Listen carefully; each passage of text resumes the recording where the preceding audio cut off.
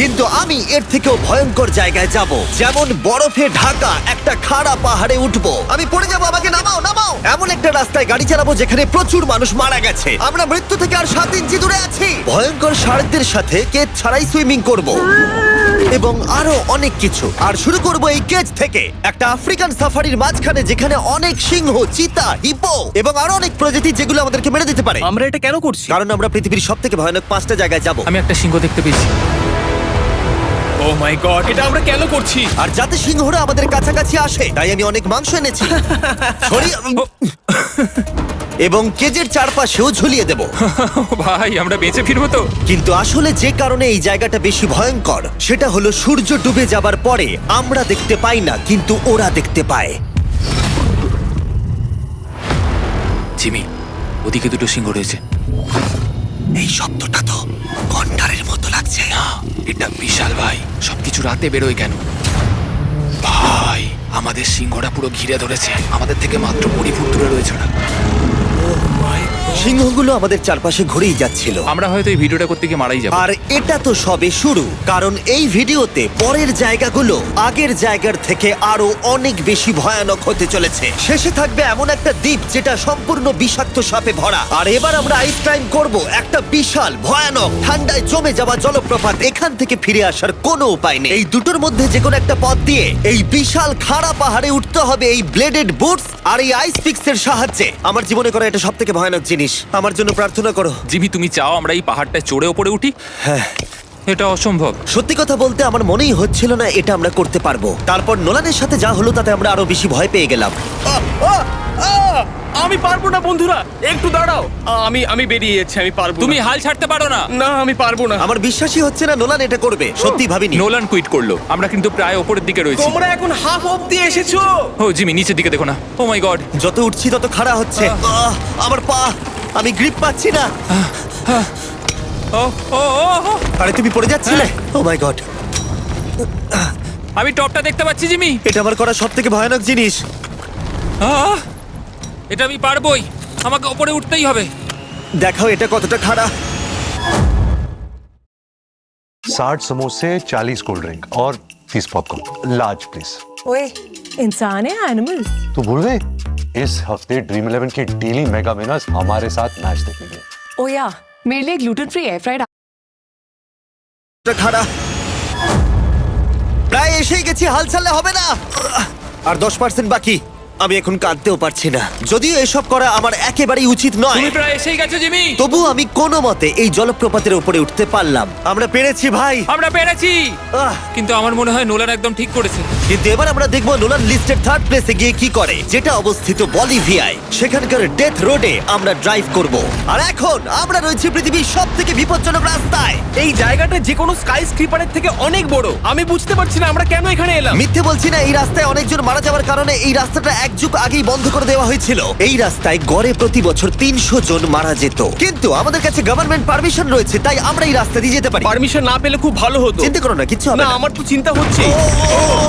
এবার বুঝতে পারছি কেন ডেথ রোড বলে। কিন্তু তুমি এমন চালাচ্ছ জানো এটা খুব সাধারণ রোড। দেখো, তোমার জীবন আমার হাতে রয়েছে, তাই তুমি এরকম না, বলো তোমার জীবন আমার হাতে রয়েছে। দেখো স্টিয়ারিংটা মনে হচ্ছে কেঁপে উঠলো। চেয়ারের দিকে হাত সরিও না। আমরা এখন মৃত্যু থেকে মাত্র 7 ইঞ্চি দূরে আছি। আমরা খাদের খুব কাছে রয়েছি। সাবধানে সাবধানে সাবধানে। বলছো, ও নাকি মাই flash করছে? গড, আমার লাইফ ফ্ল্যাশ করছে, ফ্ল্যাশ করেই যাচ্ছে আচ্ছা, বারবার। আর যদি তোমরা ভাবো এটাই সবথেকে বিপজ্জনক, তাহলে বলে রাখি আমাদের রাস্তায় আরো 3টে বিপজ্জনক স্পট বাকি আছে। রাস্তা আস্তে আস্তে আরো সরু হয়ে যাচ্ছে। এই জায়গাটা কিন্তু খুব সাবধানে চালিও। Oh my God! দেখো, ওই জায়গাটার টায়ার কিন্তু মাটিতে থাকবে না, দেখতে পাচ্ছো? হ্যাঁ, সেটা আমি দেখতে পাচ্ছি। ও মাই গড, দেখো খাদটা Oh, কতটা দাঁড়াও। গভীর। নোলান, তুমি কি একটু গাইড করতে পারবে? অবশ্যই, গাড়ি থেকে নামতে পারলে খুবই খুশি হব। ও দেখো পড়ে যেও না ভাই। এটা কি? একবার দেখো খাতটা কতটা গভীর। সত্যি অনেক গভীর। এখান থেকে একটা ওয়াটার হ্যাঁ, এখান থেকে আমাকে বার করো। ঠিক আছে। এটা তো পাগলামো ভাই। আমাদের গাড়িটা খাদের একেবারে কিনারায়। গাড়ির চাকা এই গভীর খাদের একদম পাশ দিয়ে যাচ্ছে। এটা পাগলামো। সাবধানে, এই জায়গাটা ঢালু রয়েছে আর খুব স্লিপও আছে। এগিয়ে এসো। নোলান, তুমি একেবারেই ডিরেকশন দিতে পারো না। আসলে আমি এখন চেষ্টা করছি গাড়ি থেকে বাইরে থাকার, অত ভালো ডিরেকশন আমি দিতে পারি না। তুমি ভিতরে ঢুকে পড়ো, কিচ্ছু পারছো না তুমি। ঠিক আছে। তাড়াতাড়ি বসো, এবার আমি স্পিড তুলবো। নোলান, তুমি কি জানো এই রাইডে কি করলে বেশি মজা হবে? কি? আমাদের brand new festival creamy peanut butter cup খেলে। ও, আমি ভাবলাম তুমি বলবে গাড়ি আসতে চালালে। না, ও মাই ফগ গড। অনেকটাই বেড়ে যাচ্ছে, সামনে ঠিকঠাক দেখা যাচ্ছে না। রাস্তার বেশ কিছু অংশ একেবারেই সাধারণ, কিন্তু বলিভিয়াতে ওয়েদার খুব তাড়াতাড়ি চেঞ্জ হবার কারণে হঠাৎ প্রচুর কুয়াশা মৃত্যুদূত হিসেবে সামনে চলে আসে। আরে দাঁড়াও দাঁড়াও দাঁড়াও দাঁড়াও দাঁড়াও দাঁড়াও, আমরা ধারে চলে এসেছি। আমি ভালো করেছি তো? না, আর একটু হলে কিন্তু আমরা পড়ে যেতাম, খাদের খুব কাছে আছি। ঠিক আছে, তাহলে এদিক দিয়ে বের করি। ঠিক আছে, একটু দূর দিয়ে চলো। হ্যাঁ আরে, ঠিক আছে। ওটা কিসের আওয়াজ হচ্ছে? আমরা অনেক কাছ দিয়ে যাচ্ছি। আমি ভাবলাম সবকিছু একসাথে মিক্স করি আর বের করি আমাদের নিজেদের ফেস্টিভ্যাল কাপ। এই কাপের সব থেকে ভালো জিনিস হলো আমরা পিনাট বাটার জার থেকে সরাসরি বের করে ইউজ করি। দেখো কতটা জ্যাব আছে, এটা দারুণ খেতে। এছাড়াও এর মধ্যে আমরা ফেস্টিভ্যালস চকলেট দিয়েছি। তোমরা হয়তো জানো না, ফেস্টিভ্যালস এর কৃষকদের আমরা যথেষ্ট পারিশ্রমিক দিই। আমরা ফেয়ার ট্রেড সার্টিফাইড বিন ব্যবহার করি। আমরা একেবারেই শিশু শ্রমিক সমর্থন করি না। ও মাই গড, এই তিনটে জিনিসই কোনো আমেরিকান চকলেট কোম্পানি করে না। নোলান, হ্যাঁ এক যুগ তো কেটে গেছে, দেখে নাও ব্রিজটা ঠিকঠাক আছে কিনা। ঠিক আছে। আমি শিওর হতে চাই যে এটা ভেঙে পড়বে কিনা, কারণ আমি মরতে চাই না। নোলান, ব্রিজটা পরীক্ষা করো, সব ঠিক আছে? হ্যাঁ ঠিক আছে। বিগ চকলেট তাদের কৃষকদের মজুরি কম দেয় আর শিশুদের দিয়ে কাজ করায়। শুধুমাত্র পশ্চিম আফ্রিকাতেই লক্ষ লক্ষ শিশু শ্রমিক রয়েছে যারা কোকো ফার্মে কাজ করে। তাই তোমাদের এটা খাওয়া উচিত শুধুমাত্র স্বাদে দারুণ বলেই নয়, বরং চকলেট ইন্ডাস্ট্রিকে একটা বার্তা দেওয়ার জন্য। তোমাদের কৃষকদের যথেষ্ট পারিশ্রমিক দাও আর শিশু শ্রমিক প্রতিকার করো। এটা তো পাগলামো ভাই। আমরা ডেথ রোড সার্ভাইভ করলাম। এখন অবধি আমরা সার্ভাইভ করেছি, কিন্তু পরের বোনাস প্লেসে কার্ল আর নোলান শার্কে ঘেরা সমুদ্রের একেবারে মাঝখানে যাবে। আর কিছু কারণবশত জলে কেজের মধ্যে থাকবো না। হ্যাঁ, ইউজুয়ালি আমরা এটাই ব্যবহার করি, কিন্তু এবারে আর করব না। এখানকার শার্কগুলো অতর্কিতে আক্রমণের জন্য বিখ্যাত, আর এটাই এই জায়গাটাকে ইউএস এর সব থেকে বিপজ্জনক করে তুলেছে। বিশ্বাসই হচ্ছে না আমরা এটা করতে চলেছি। ও মাই গড, এগুলো তো অনেক বড় সার। ও মাই গড। ভাই, আমরা এটা কেজ ছাড়া কেন করছি? ভাই, তোমার পেছনে পেছনে। ও মাই গড, এটা অনেক বড়। নোলান, এক্ষুনি ভাই, নামো। আমার ইচ্ছা করছে না, নামো। আমি যেতে চাই না। সত্যি আমি মরতে চাই না ভাই, মরতে চাই না। ও মাই গড, এটা তো অনেক বড়।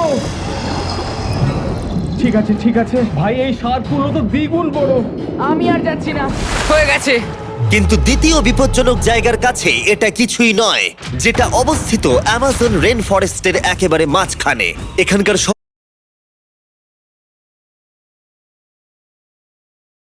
এখানকার সৌন্দর্য দেখে বোঝা যাবে না জায়গাটা কতটা বিপজ্জনক, কারণ কিছু মুহূর্তের মধ্যেই এই জায়গাটা এরকম থেকে এরকম হয়ে যেতে পারে। একটু ঝড় বৃষ্টি হলেই এখানে জলস্রোত নেমে আসে এবং গোটা এলাকা ভাসিয়ে দেয়। আর আজকে আমরা দেখব গোকটা ক্যাটারাক্ট ওয়াটারফল, যেখানে জলস্রোত নেমে আসছে 1000 ফুট ওপর থেকে নিচে জলাশয়ের মধ্যে। আর এই মেঘলা দিনে আমার সাথে এসেছে এই যে এরা। এ হলো হেজ, 70 দিন জঙ্গলে কাটিয়েছিল। এ হলো বেলি, যে কিউবে 100 দিন কাটিয়েছিল। আমরা এখন অনেক ভয়ঙ্কর জিনিস করতে চলেছি, যেখানে মৃত্যুর সম্ভাবনাও আছে। না মানে সেটা এসো, ছিল এসো, না। এসো তোমরা, চলো যাওয়া যাক। আর অনেকক্ষণ পরে আরো অনেকক্ষণ পরে সাবধানে। সব থেকে পিচ্ছিল জায়গায় ট্রেক করা, বিশাল খাড়া জায়গায় যাওয়া যেখানে এখনো মানুষের পা পড়েনি। বেঁচে গেছি। আমরা শেষ পর্যন্ত গন্তব্যে এসে পৌঁছলাম। এটা একটা ওয়াটারফল, দেখতে পাচ্ছ তোমরা? মানে একবার যদি স্লিপ খেয়ে দারুণ পড়ো লাগছে। তাহলে তোমরা শেষ। আর গাইডের সাহায্যে আমরা নদীটা সুরক্ষিতভাবে পার করলাম। এই দেখো, উই! আর তারপরে আমরা কিছু দড়ি সংগ্রহ করলাম, যাতে আমরা ওয়াটারফলের নিচ অব্দি দেখতে পারি। নিচ দেখতে পাচ্ছো? ওয়াও, এটা দারুণ লাগছে। হা! কিন্তু যেমনটা আমি আগে বলেছি, এই জায়গাটা দেখতে যতটা সুন্দর, এক মুহূর্তের ব্যবধানে এটা প্রচন্ড ভয়ঙ্কর হয়ে উঠতে পারে। এখন বিশাল পরিমাণে ঝড় বৃষ্টি শুরু হয়ে গেল। এই জন্যই এটাকে পৃথিবীর সব থেকে ডেঞ্জারাস প্লেস বলা হয়। এই ওয়াটারফলটা এখন আস্তে আস্তে অনেকটা ছড়িয়ে যাবে, অনেকটা জল বেড়ে যাবে, সবকিছু ভাসিয়ে দেবে। এখানে এখন জল অনেক বেড়ে যাবে আর আমাদের বেরোতে হবে। আমরা কি রোপগুলো ব্যবহার করে ওয়াটারফলের পাশ দিয়ে নিচে নামবো? না, একদমই নয়, এটা খুবই বাজে আইডিয়া জিম। আমরা এখন জঙ্গলের মাঝে ফেসে গেছি, এটা তো বাজে ব্যাপার। কত রিস্ক আছে। জিমির দিক দিয়ে কিন্তু কাদা আসছে, অনেক কাদা। আর যে কোনো মুহূর্তে এখানে বাজও পড়তে পারি। আর সত্যি আমি চাই না তুমি মরে যাও। তাই আমাদের ইউটিউব ভিডিও এমার্জেন্সি অপারেশনে বদলে গেল। একটাই উপায় আমরা বেরোতে পারবো, একই পিচ্ছিল এবং খাড়া পথ দিয়ে আমাদের ফিরতে হবে। আর কিছুক্ষণ বৃষ্টি হলে এই জলস্রোত সবকিছু ভাসিয়ে দেবে। তোমরা দেখতে পাচ্ছ জলের পরিমাণ অনেকটা বেড়ে গেছে, আমাদের রাস্তাও ব্লক হয়ে গেছে। আমাদের এই দড়ির সাহায্যে বেরোতে হবে, অনেকটা সময় লাগছে। তোমাদের মনে আছে যখন আমি এই নদীটা পার করছিলাম আর হাসছিলাম? হুই! এখন আর একদম হাসি পাচ্ছে না। আমার সত্যি খুব ভয় করছে যদি আমি পড়ে যাই। এই যে সেই ওয়াটারফল যেখানে আমি তলিয়ে যাব। জলের স্রোত দেখো, মানে দেখো, আমি মজা করছি না। এই দড়িটা ধরো আর নিজেকে ঠেলে ওপরের দিকে ওঠো। আমাকে মরতে দিও না। আর অনেকক্ষণ পরে জল আর কাদার বন্যায় ট্রেকিং করে আমরা এই পাহাড় থেকে প্রাণে বেঁচে ফিরলাম। এখন আমরা পৃথিবীর সব থেকে মারাত্মক জায়গায় যেতে চলেছি। আমাদের লিস্টে পৃথিবীর ভয়ঙ্করতম জায়গার মধ্যে 1 নম্বর। আর এই ভিডিওটা সব থেকে ভালোভাবে শেষ করার জন্য আমরা এসেছি পৃথিবীর সব থেকে বিপজ্জনক আইল্যান্ডে।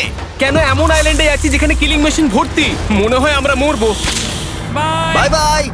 এখন থেকে অফিসিয়ালি আমরা কাল অবধি আছি। এটা সত্যি, আমরা পৃথিবীর সব থেকে বিপজ্জনক আইল্যান্ডে সারা রাত কাটাবো। আর আমাদের প্রতি পদক্ষেপে থাকবে অজস্র সাপ। শুধুমাত্র স্পেশালাইজড পোশাক আমাদের বাঁচাবে এই সমস্ত ভয়াবহ বিষধর সাপের হাত থেকে। যে কোনো জায়গায় সাপ থাকতে পারে, তাই না? হ্যাঁ, জিমি, কি হবে যদি কোনো সাপ আমাদেরকে কামড়ে দেয়? বেসিক্যালি যেই বিষ তোমাদের রক্তে এসে মিশবে, তোমাদের স্কিনের কালার চেঞ্জ হয়ে যাবে আর 1 ঘন্টার মধ্যে তোমরা মারা যাবে। এটা খুবই ভয়ের বিষয় যে আমি যে কোনো সেকেন্ডে মরে যেতে পারি। এটা পাগলামো ভাই। গোটা আইল্যান্ডটা কিলিং মেশিন দিয়ে ভর্তি। এটা কিন্তু দারুণ ব্যাপার। ওপর থেকে কিন্তু দারুণ লাগছে জায়গাটা। তুমি এখান থেকে পড়ে গেলে কিন্তু মরে যাবে। হ্যাঁ, সেটা আমি জানি। সবাই খুব সতর্ক থেকো।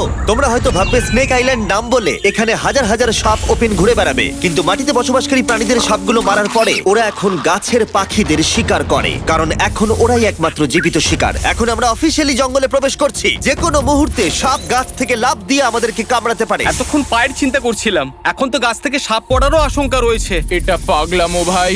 ও ও ও, এখানে একটা আছে, আমার মুখের সামনে ছিল। এই সমস্ত সাপেদের ধরে বিজ্ঞানীরা তাদের বিষ বের করবে, আর সেটা দিয়ে তারা অ্যান্টিভেনাম তৈরি করবে। দাঁড়া, ওটা বিষধর।